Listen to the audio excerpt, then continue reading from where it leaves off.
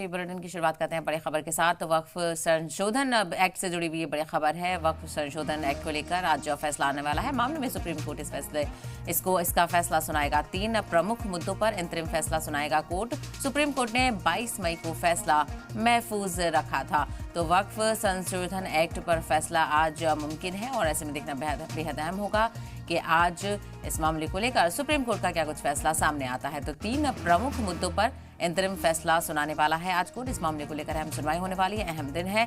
और चूंकि supreme court में इस मामले को लेकर 22 मई को भी सुनवाई हुई थी, जिसमें फैसला महफूज रखा गया था, और आज इसको लेकर फिर से सुनवाई होगी जिसमें फैसला सुनाया जाएगा। तो वक्फ तरमीमी एक्ट को लेकर फैसला आ जाने वाला है। मामले में सुप्रीम कोर्ट इस को लेकर फैसला सुनाने वाला है और 3 अहम मुद्दों पर अंतरिम फैसला सुनाएगा कोर्ट। तो देखना बेहद अहम होगा कि आज सुनवाई के बाद क्या कुछ निकलकर सामने आता है, क्या कुछ तबसरा सुप्रीम कोर्ट की तरफ से किया जाता है और फैसला किसकी तरफ मुतवज्जे होता है।